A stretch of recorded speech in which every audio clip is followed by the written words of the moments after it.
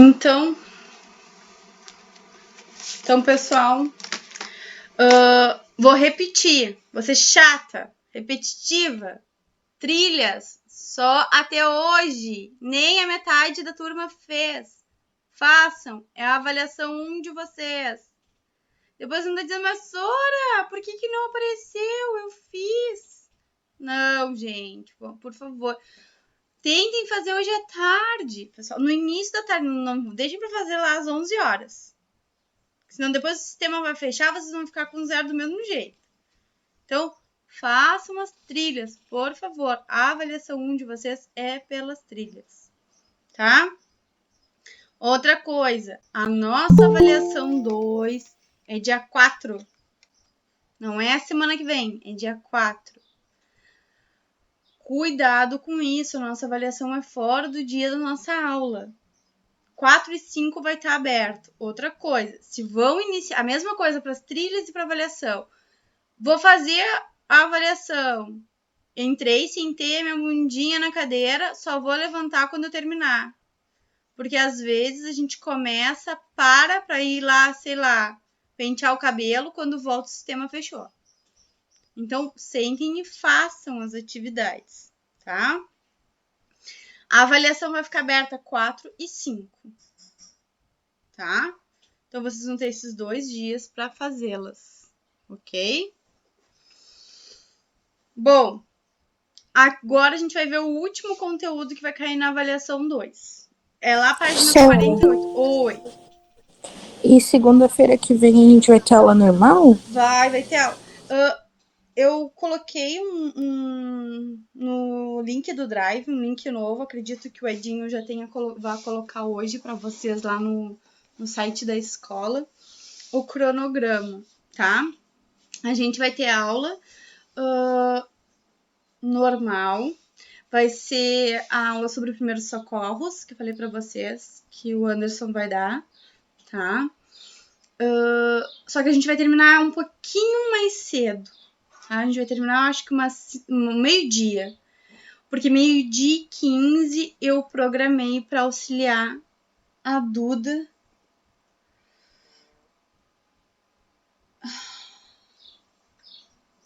Tarina, não está abrindo o teu Drive em novembro. Pode verificar. Porque eu vou auxiliar a Duda caso ela tenha alguma dúvida, tá? Vocês também. É que vocês não vai adiantar.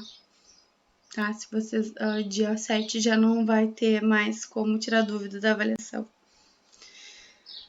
Tá? Só um pouquinho, pessoal. Vou desligar aqui o microfone só para avisar aqui uma coisa pro Edinho.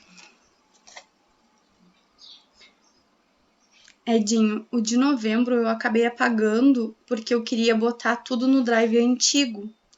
Só que ele não aceita que eu ponha de volta as coisas que eu apaguei e nem as novas. Então tá todo em branco realmente. Aqueles drives de novembro tu podes até excluir eles. Porque eu acabei apagando. Se tu quiseres, eu posso colocar no Drive novo os cronogramas de novembro. Aí não tem problema. Pronto. Bom, pessoal, página 48. Sistema sensorial. Esses conteúdos, sistema sensorial, sistema endócrino, sistema nervoso, são tudo conteúdos que provavelmente vocês viram no 6º ano do fundamental, tá? Só que agora, é claro, a gente aprofunda essas informações, né? Com relação a esses sistemas. Então, o sistema sensorial, né? É aquele que permite com que a gente perceba o ambiente. Gente, a mesma coisa. Se tiverem dúvida, me parem e me perguntem, tá? Antes de eu começar mesmo, Bruna, Jonathan, Gabriel, Rafael, Nunes, que eu não sei quem é, e Luísa estão com a câmera desligada. Professora, tô pelo positivo 1. Então, Tá bem. E alguém tá com a câmera pro teto. Nathalie, tá carregando o celular? O que tá acontecendo aí? Doutora, meu celular tá carregando. Tá. Bom, então o sistema sensorial, como eu estava falando para vocês, é aquele que permite que a gente perceba o ambiente, né? Essa percepção do ambiente ela é muito importante, tá? Porque é a partir dela que nós conseguimos, né, impedir com que coisas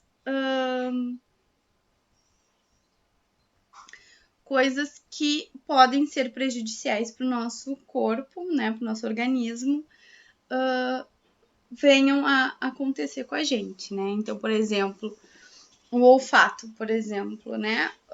Se tem algum gás tóxico, alguma coisa assim, ele vai. A gente, com o olfato, a gente vai conseguir perceber e sair do ambiente onde tá aquele gás, né? Então, várias coisas elas vão. A gente vai conseguir impedir que aconteça com a gente pelo fato do sistema sensorial, dos nossos sentidos, né? E aí nós temos como sentidos principais a visão, olfato, gustação, tato e audição.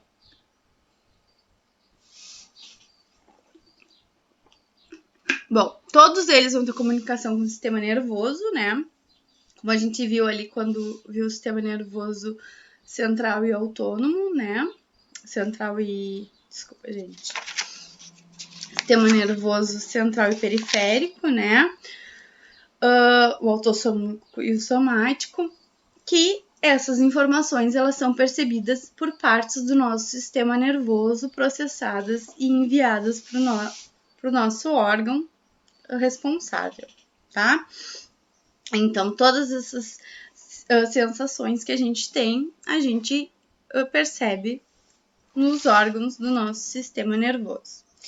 Ali na página 59, 49, desculpa, tá mostrando para nós, então, as partes, né, do nosso sistema nervoso que são responsáveis pelo sistema sensorial, tá? Então, ali, ó, o córtex da gustação é aquele lilazinho, o do olfato é bem aqui na frente do nosso cérebro, o do tato mais em cima, da audição, o equilíbrio ali no cerebelo, que eu mostrei para vocês, o córtex da visão, né? A parte que faz a gente sentir a dor, a temperatura e a pressão também ali fazem parte do córtex do tato, né? Então, aqui tá mostrando para nós todas as partes do cérebro que são responsáveis pelos sentidos, tá? Bom, e aí começa a falar sobre a visão, né? Então, a visão, né? É o sentido que possibilita a gente, a partir de estímulos luminosos, enxergar, né? Os objetos, tá? Então, o que a gente enxerga, quando a gente enxerga, por exemplo, o nosso computador, a gente está enxergando porque a luz reflete no computador e vem para os nossos olhos, tá? E aí essa luminosidade que está entrando, que é processada e interpretada e realizada a imagem, tá? Então, por isso que quando a gente está num lugar muito escuro, a gente não percebe, a gente não enxerga as coisas. Porque para a gente enxergar os objetos, esses objetos precisam ser refletidos pela luz, tá? Então, essa é a função, né? Perceber a luminosidade, os objetos a partir da luminosidade, tá? Ali no segundo parágrafo, onde fala da visão, diz assim, ó, o sentido da visão é constituído de 3 partes. Globo ocular, que é o olho, que atua como receptor, né, externo, responsável pela formação das imagens, nervo óptico, que é o transmissor dos impulsos, e o córtex cerebral, onde ocorre a interpretação das imagens, tá? Então, essas são as 3 partes principais, né? O olho, com todas as suas características que agora a gente vai ver, a parte do nervo óptico e aí a parte lá no cérebro do córtex, tá? Bom, então o globo ocular, ele tem essa função, né, de transformar esses estímulos luminosos em informação, em imagem, e ele tem várias partezinhas, né? Então, a primeira parte que a gente vê é a esclera, né? Então, a esclera é aquela parte branca do olho, tá? Essa partezinha branca que todo mundo tem igual, tá? Então, ela é uma membrana que ela é muito fibrosa e muito resistente, tá? Ela tem esses músculos porque é ela que vai auxiliar o nosso olho na movimentação para a gente enxergar, tá? Então, ela tem que ter bastante músculos para conseguir fazer, né, essa movimentação dos nossos olhos, tá? Quando a gente vai ler alguma coisa num livro, por exemplo, os nossos olhos, para focarem melhor, eles começam a ficarem assim, apaixonadinhos, né? A gente começa a ficar meio birolinho. Por que isso? Para focar melhor. E como é que a gente consegue? Através da esclera, tá? Que faz essa movimentação muscular para a gente conseguir focar melhor as coisas, tá certo? Bom, a córnea, tá? Então, a córnea é essa parte transparente que tem aqui na frente da parte colorida do olho, tá? É como se fosse uma lente, tá certo? E ela vai permitir, então, a passagem da luminosidade, da luz, tá certo? Então, é essa lentezinha aqui. Que, geralmente, as pessoas que têm catarata, essa lente ela vai ficando opaca, tá? E aí fazem a cirurgia de transplante de córnea, tá? Que aí colocam, geralmente, uma estrutura sintética, tá? Bom, depois a gente tem o humor aquoso. Vocês podem ir olhando ali pela imagem que tem lá na página 44, lá embaixo, tá? O humor aquoso, então, ele é um líquido transparente que ele vai ficar entre a córnea e a parte ali da pupila e da íris, tá? Então, ele vai auxiliar, né? Ele vai manter a lente ali no lugar e vai auxiliar também na entrada de luminosidade, tá? Depois nós temos o humor vítreo, que é o líquido que fica na parte interna do olho, tá? Então, ele vai preencher toda essa câmara, né? Toda essa parte do olho que a gente não enxerga, tudo que tá lá dentro, tá certo? Ele vai manter o formato do olho, vai manter todas as estruturas no lugar e vai auxiliar também nessa parte de percepção da luminosidade. Coroide, o que é a coroide? Se vocês olharem ali na imagem que tá ali embaixo, é aquela camada laranja que tá entre a retina e a esclera, tá? Formando toda essa parte de trás do olho, tá?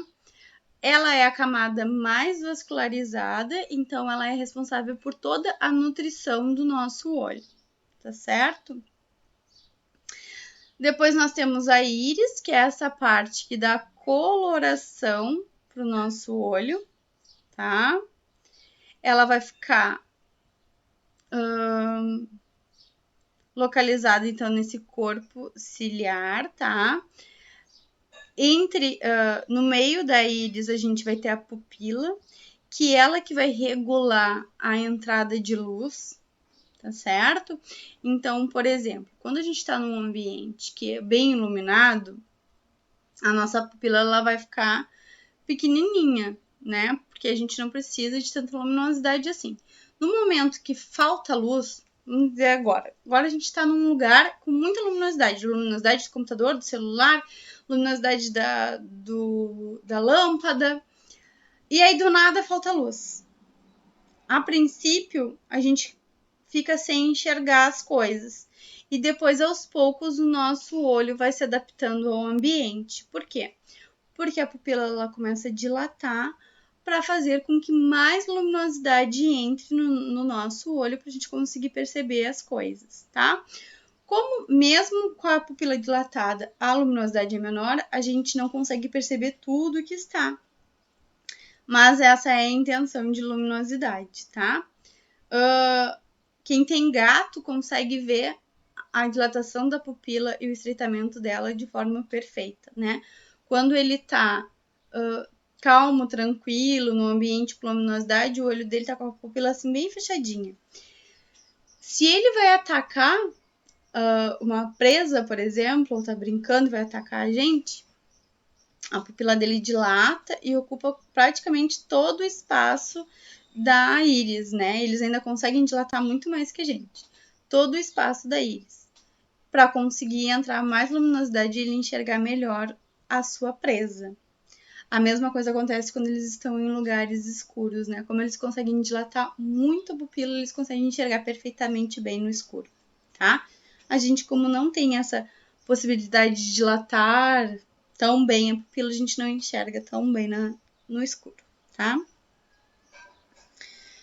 Bom, depois a gente tem ali atrás dessa parte da pupila e da íris a lente ou cristalino, tá? Então, ela é uma estrutura, ela é bicôncava, né? Então, ela tem bem como se fosse uma estrutura de uma lente mesmo, né? E ela vai ajudar, então, na focalização das imagens lá na retina, tá certo?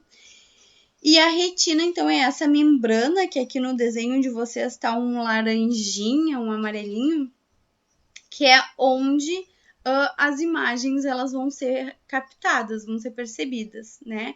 Então, essa imagem, ela vai chegar lá na retina, vai ser interpretada e vai ser enviada através do nervo óptico lá para o cérebro, né? Para a gente conseguir distinguir as imagens, para a gente realmente interpretar elas, tá? Bom, vamos ali para a página 50.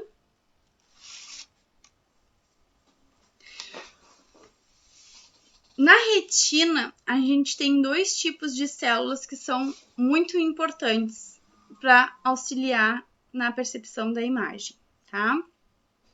A gente tem os bastonetes, que são células responsáveis, então, pela luz, pela percepção da luz, né? Pela percepção da imagem, né? A transformação, então, dessa luz em imagem. E nós temos os cones. Tá? Os cones, eles são células responsáveis pela visão em cores, tá? Então, os bastonetes, eles são responsáveis só pela visão, só por enxergar. As cores, elas são interpretadas através dos cones, tá? Que são células específicas para isso, ok? Então, o pessoal lá que tem daltonismo tem um problema nessas células dos cones, tá certo? Aí fala ali para nós embaixo, ó. Os bastonetes e os cones apresentam em sua constituição substâncias derivadas da vitamina A, portanto, é importante manter sua alimentação rica em vitamina, tá? Depois embaixo fala para nós, ó, que a parte posterior da retina é denominada fóvea, que é uma região delgada com grande concentração de cones, onde as imagens são formadas. É importante destacar que as imagens formadas na retina são invertidas. Então, a parte específica onde as imagens são formadas na nossa retina é chamada de fóvea, tá? Nós também vamos ter um ponto cego, tá? Esse ponto cego é onde as imagens realmente não são captadas, tá? Da retina. Bom, então ali nessa leitura e ali embaixo a gente vê que as imagens elas são captadas invertidas, tá? Então a imagem, quando a gente captura ela e ela é formada lá na nossa retina, ela é sempre formada invertida, de cabeça para baixo, tá? Como é que a gente não enxerga as coisas de cabeça para baixo? Porque quando a informação vai lá pro nervo óptico e do nervo óptico vai lá pro córtex, a gente consegue interpretar que aquela imagem ela não está de cabeça para baixo. Ela está da forma correta, tá?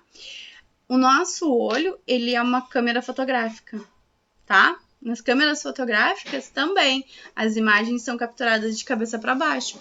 É a mesma ideia do olho, tá? Foi a partir do olho que foi formada, da estrutura do olho que foi formada a câmera fotográfica, né? Então, essa parte de inverter a imagem, ela é relacionada à entrada de luz e a percepção lá na retina, tá? Ali embaixo fala para nós sobre as glândulas lacrimais, elas ajudam, né, a manter o olho hidratado e permitem que nenhum patógeno entre, assim como os cílios, sobrancelha e as pálpebras, né, são importantes para a proteção do olho, tá? Depois fala ali dos problemas de visão. Bom, quando a imagem ela não chega na retina ou ela ultrapassa a retina, nós vamos ter alguns problemas de visão, tá? Então, fala ali para nós, ó, que a miopia, então, é a convergência de luz, ela ocorre antes da retina. Então, em vez da imagem chegar lá na retina, ela para no meio do humor aquoso. E aí a gente não enxerga direito, não percebe a imagem, tá? A hipermetropia, então, a convergência dos raios penetram a córnea e ocorrem atrás da retina, tá? Então, aí, em vez dela chegar na retina e parar, ela ultrapassa a retina, tá certo?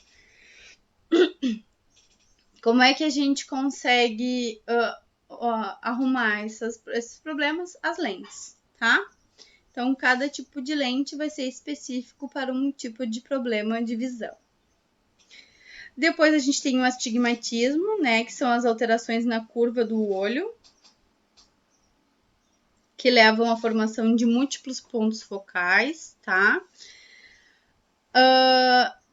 A presmiopia, então, que é com o avanço da idade, que é essa parte do músculo cansado, tá? Que aí a pessoa não consegue focalizar perfeitamente as imagens. E aí o daltonismo que eu falei para vocês, que é um problema, então, lá nos cones, né? Quem lembra de genética, daltonismo é uma mutação ocasionada pelo cromossomo X, né? E aí as pessoas elas não conseguem enxergar determinadas cores.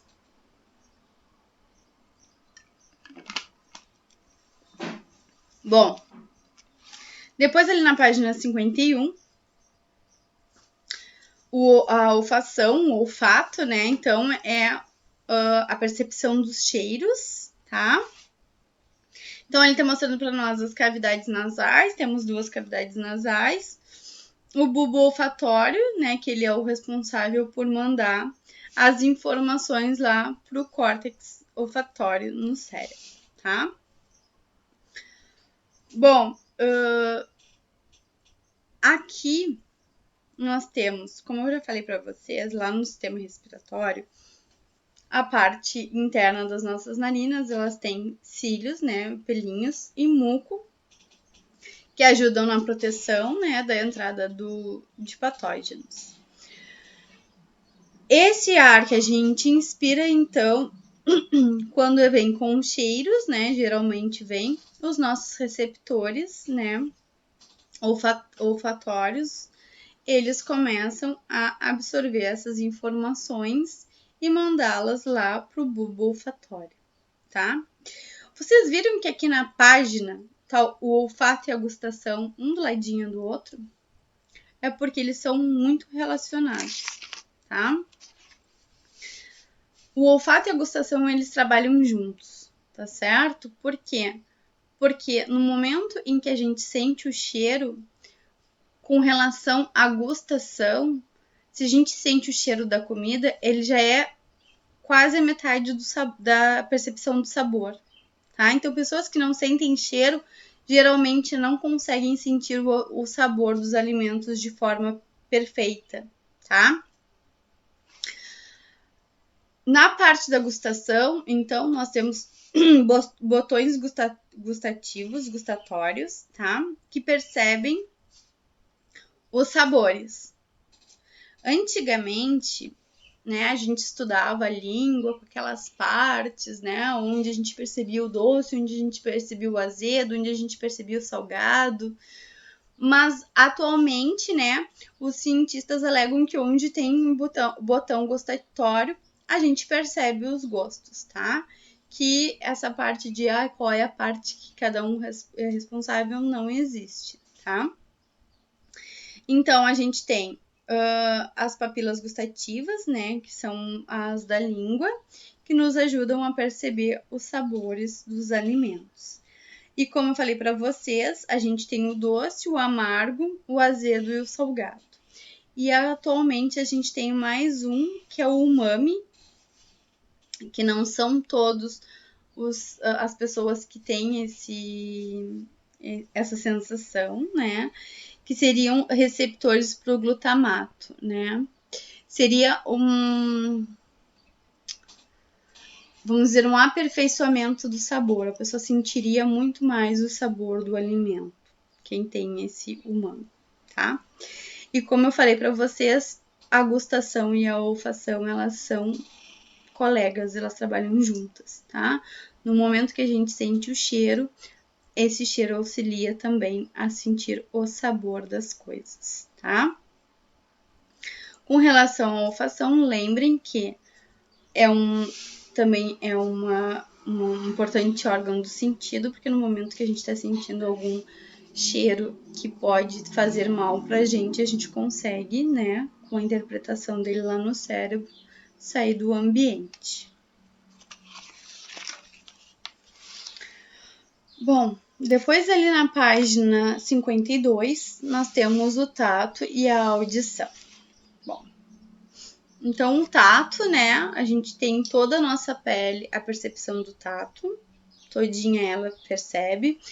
A gente vai ter a percepção das formas, a percepção da temperatura, do tamanho, percepção de pressão, né? Então, pressão, calor ou frio, né? Tudo isso a gente vai perceber no nosso tato, tá? Olhem ali a representação da nossa pele, né? Da parte dos sensoriais da pele. Então, a gente vai ter terminações nervosas, né? Que vão perceber o toque e a dor. Nós vamos ter partes que vão perceber o calor, partes que vão perceber toques delicados, tá? E receptores que vão perceber o frio. Então, na parte do tato, nós vamos ter vamos ter receptores que vão perceber determinadas características, tá? Então, aqui a parte do tato ela é mais elaborada, tá certo? Aí fala para nós ali no segundo parágrafo do livro de vocês o seguinte, ó. Os receptores localizam-se principalmente na região da derme, que é essa parte aqui onde a gente sente. Entretanto, algumas áreas do corpo apresentam uma sensibilidade a certos estímulos que outras. A língua e os lábios, por exemplo, são mais sensíveis ao calor, né? Porque tem essa parte da pele que é mais sensível. Joelhos e cotovelo, do que os joelhos e os cotovelos, né? Que seriam então células a parte mais grossa da pele, tá? Já as pontas dos dedos são bastante sensíveis ao tato, tá? Então, todos vão sentir o tato, todos vão sentir o frio e o calor, todos vão sentir pressão. Sim, todos vão sentir. Toda a parte do nosso tecido epitelial vai sentir. Só que alguns vão sentir melhor determinada característica, tá? Então, essa parte da pele que é a mais sensível vai sentir mais o frio. a partir dos dedos vão sentir mais o tato, que é a forma com que a gente usa mais para tocar as coisas, né? Ninguém vai lá... Atualmente a gente está se cumprimentando pelo cotovelo, né? Mas ninguém vai lá numa loja, vou tocar aqui na minha garrafa para ver se é a forma que eu quero. Não, né? A gente pega com a mão. Então, essas são as sensibilidades. Todos esses receptores, né, sensitivos, então eles vão estar localizados na pele, né? Vão reconhecer esses estímulos que estão sendo recebidos. Por exemplo, vou dar um beliscão. Os meus receptores, eles vão perceber que eu tô levando um beliscão e eles vão mandar informação lá pro meu cérebro, tá? Lá pra parte do córtex, que é responsável pelo tato. E lá a gente vai ter todo o processo de informação que eu estou sentindo dor, tá bem? Aqui não é, aqui a parte do ato reflexo, ela fica um pouquinho mais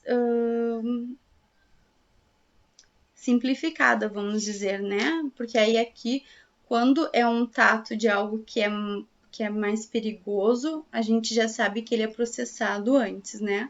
Lá na nossa medula, né? Bom, depois a gente tem a audição. Olhem ali aquela representação daquela orelha linda, maravilhosa, tá? Então, a nossa orelha é dividida em 3 partes, tá? A orelha externa, que é essa parte aqui, até a chegada do tímpano, tá? Então, tudo que o nosso minguinho pode tocar é a orelha externa, tá certo? Tudo que a gente põe o dedinho e a gente sente é a orelha externa. Depois, lá pra dentro, essas são as outras partes. Então, aqui, se a gente tocar na nossa orelha, a gente vai ver que ela tem como se fosse uma partezinha mais elevada que o nosso dedo não chega, né? Que é como se fosse uma elevação do buraquinho ali. Ali naquela parte daquele buraquinho onde o nosso dedo não entra, tem o tímpano, tá? Então, o tímpano, ele é um órgão muscular que é o primeiro a fazer a vibração quando a gente percebe as ondas sonoras, tá? Então, ele é ali o responsável por separar a parte externa da parte média. Na parte média, então, né, a gente vai ter o martelo, a bigorna e o estribo, que são pequenos ossos que com a vibração do tímpano vão vibrar também para mandar informação auditiva, tá? Bom, ali entre a orelha média e a orelha interna, a gente vai ter aquela janela oval, tá? Que também é uma estrutura. Desculpa, gente, tá com uma coisa no meu olho. Que também é uma estrutura que vai mandar informação, né? Então, vai auxiliar também nesse processo de vibração das ondas, tá? Depois nós temos a cóclea, o nervo coclear e o nervo vestibular, tá? E antes da cóclea a gente tem os canais semicirculares. Bom, então ali, ó, a orelha externa, que eu falei para vocês, esse pavilhão auricular, né, até onde o nosso dedo alcança. Aí diz ali que o meato acústico, que seria essa parte interna, aqui onde a gente coloca o dedo, ele chega a ter aproximadamente 2,5 centímetros, tá? É aqui onde a gente vai ter a formação, né, da cera, tá? Essa cera, ela é uma forma de proteção, tá? Contra patógenos, tá certo? O certo de limpar o nosso ouvido para não afetar o tímpano é com o dedinho, tá? A gente pega o dedo, coloca um algodãozinho no dedo e limpa só onde o dedo alcança, tá? Por que é ruim usar cotonete? Porque o cotonete ele tem uma haste desse tamanho. E aí a gente se empolga e enfia lá dentro. E pode afetar a membrana do tímpano, tá? A gente pode rasgar o tímpano. E aí, óbvio, fica com problemas de audição, porque o tímpano é o primeiro que recebe as vibrações das ondas sonoras, tá? Bom, depois ali a orelha média fala para nós, ó, liga-se a orelha externa por meio da membrana do tímpano, é a orelha interna por meio dos dois orifícios providos da membrana, que é a janela oval e a janela redonda, que estão ali juntos, tá? Que é uma outra membrana que vai ajudar na vibração, como eu já falei para vocês. E também se comunica com a parte nasal da faringe por meio de um longo canal, que aí vocês vão olhar ali embaixo, que é chamada de tuba auditiva. Por isso que quando a gente vai para a serra, nosso ouvido entope, tá? Porque a gente tem que ter esse controle de oxigênios, vamos dizer assim, né? Então tem todo esse contato aqui, tá certo? Então, quando a pressão externa tá maior que a interna, a gente tem aquela sensação de que o ouvido entupiu, tá? Por isso que às vezes as pessoas pegam e dizem assim, ai, tapa o nariz e assopra. Vocês nunca ouviram isso? Tapa o nariz, faz assim para equilibrar a pressão. É por causa disso, todo mundo aqui é conectado, tá? Por isso também que dizem que mastigar chiclete ajuda, porque aí faz também a entrada de oxigênio, porque está mastigando, né? Entra oxigênio e ajuda nesse equilíbrio. Olha, a Manu nunca tinha escutado. Manu, dizem que mastigar chiclete ajuda para manter esse equilíbrio, tá? Bom, depois tá falando ali para nós, ó, sobre o martelo, a bigorna e o estribo, lá na página 53, tá? Então, eles são pequenos ossos, né? São chamados ali de ossículos, que eles vão ajudar a fazer esse processo de vibração da membrana e a passagem dessa informação lá pros nervos, tá? Ali tá mostrando para nós quem é quem. Então, o martelo é o que tem contato com o tímpano, tá? A bigorna é o ossinho que fica no meio. E o estribo vai ser o que vai ter contato lá com a janela oval, mandando a informação, tá? É quase um telefone sem fio, tá certo? De mandados de informação do nosso ouvido. Bom, depois na janela, na orelha interna, como eu falei para vocês, nós vamos ter aquelas outras estruturas, né? Então, a primeira estrutura que a gente vê são os canais semicirculares, que são aqueles que estão em contato com a janela oval e vão ter contato lá com a cóclea. Bom, então, eles são formados de 3 tubos, né, na forma de semicírculos, tá? A gente consegue ver ali o desenho, que eles são assim, parece que envergadinhos, tá? Dispostos, então, colocados um perpendicularmente ao outro, então estão todos grudadinhos, tá certo? Cada tubo contém um líquido endolinfa que muda a posição com o movimento da cabeça, tá? Então, esse líquido, ele auxilia lá também, tá? No equilíbrio do nosso corpo. Quem é meu amigo no Facebook, eu postei um videozinho de uma menininha, de uma americana, ela deve ter uns 6, 7 anos, explicando por que quando a gente gira, a gente continua tonto, tá? Então quem é meu amigo, procura lá, que é muito legal, porque ela fala do líquido esse do nosso ouvido, que mantém a gente em equilíbrio, né? E que no momento que a gente gira e para de girar, o líquido ele segue girando dentro do nosso ouvido. E aí dá essa sensação de desequilíbrio no nosso corpo, de tontura, tá? Então é como se fosse um líquido do nível do nosso corpo, né? Ele nivela o nosso corpo pra gente não se desequilibrar, tá? Bom, então fala ali, ó. que cada tubo contém um líquido que muda de posição com os movimentos da cabeça e estimula as células receptoras, fazendo com que as fibras nervosas sensitivas emitam sinais por cerebelo.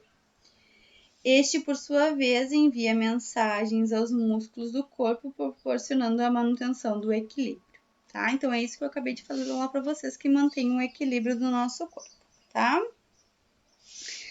Depois a gente tem o vestíbulo. Deixa eu ver se eu consigo mostrar para vocês aqui no desenho. Não, só tá mostrando para nós o músculo vestibular, tá?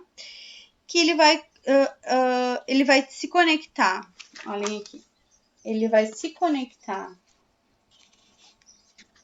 né, a esses canais semicirculares e vai mandar, então, a informação lá pro cerebelo com relação ao equilíbrio do nosso corpo. Por isso que aqui a gente tem dois nervos, tá? A gente tem os nervos vestibulares e a gente tem os nervos cocleares, tá? Porque aqui vai mandar a informação de equilíbrio lá pro cerebelo, tá? E a cóclea, então, né, ela parece uma casquinha de caracolzinho, tá? Ela parece um caracol, por isso tem o nome. Ela parece uma conchinha. Ela também vai ter um líquido, o líquido coclear, tá? E vai ter esses receptores cocleares, tá? E aí, a partir desses receptores, então, ela vai receber a informação sonora, das ondas sonoras, e vai mandar essa mensagem, essa informação lá pro nosso cérebro para ele ser interpretado, tá?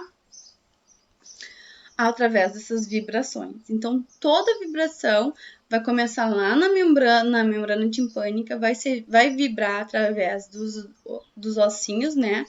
Do martelo, da bigorna e do estribo, vai chegar na janela oval, vai passar pelos canais semicirculares e pela cóclea, tá? E vai chegar lá no nervo coclear, que vai enviar para o cérebro essa informação dessa onda sonora, tá? Bom, depois ali tem a parte dos problemas de audição, tá? Então, a gente tem vários tipos de problemas de audição, tem problemas no tímpano, tem problemas na cóclea, né? Então, várias partes podem ser afetadas. Algumas a gente consegue resolver, né, com aparelhos auditivos. Então, a gente vai ter aquele aparelho auditivo mais simplesinho que faria a função da membrana timpânica. A gente também tem aquele outro que ele é mais complexo, que geralmente é quem nasce com alguma deficiência, né? Que é aquele implante coclear. Então, a pessoa é colocado um implante aqui interno, né? Abre o ossinho aqui, que vai fazer a função dessa parte da cóclea de mandar a informação lá pro nervo, pro cérebro, tá? Quem não consegue, por meio desses aparelhos auditivos, perceber, né, as ondas sonoras, então, nós temos as Libras, que é a língua brasileira de sinais, né, que é a nossa segunda língua, que é a forma com que as pessoas que são surdas, elas se comunicam, tá? Nem sempre uma pessoa que tem problema de audição, que é surda, é muda, tá? Às vezes não aprendeu a falar pelo fato de não ouvir, tá? Então, aqui tá falando para nós de vários tipos, né, de problemas que podem ter e que a exposição a ruídos por muito tempo, a exposição ao som alto da televisão, do fone, das músicas são prejudiciais, extremamente prejudiciais a nossa audição, né? Aquele fone que a gente coloca dentro do ouvido, que eu até uso às vezes, ele é um dos que mais pode causar problemas pelo fato dele entrar e chegar lá pertinho da membrana timpânica, tá? Então, se a gente usa ele com muita muito alto, ele pode afetar a nossa membrana timpânica. Esse outro também pode, tá?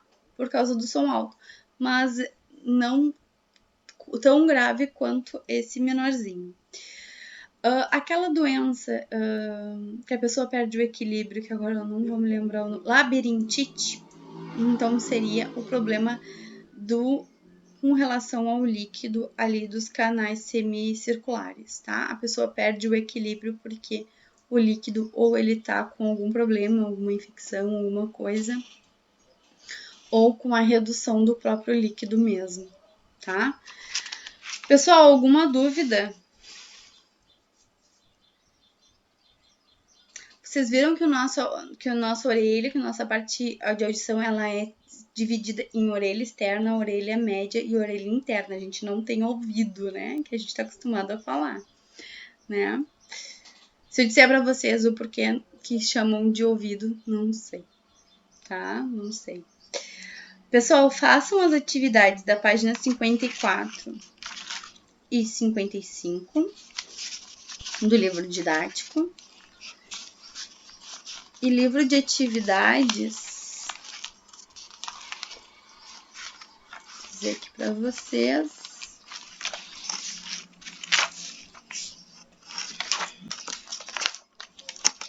É a página 34 até a 36, até o exercício 40, tá?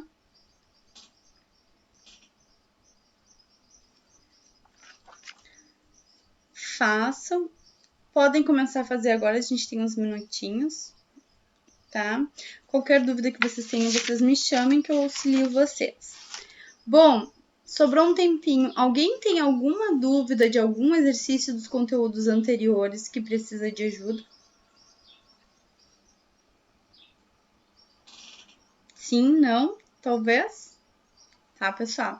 Então, eu vou dar um tempinho para vocês fazerem, tá? Essas atividades. Vou desligar meu microfone. Qualquer dúvida é só me chamar, ok? Se eu achar meu mouse, eu desligo meu microfone.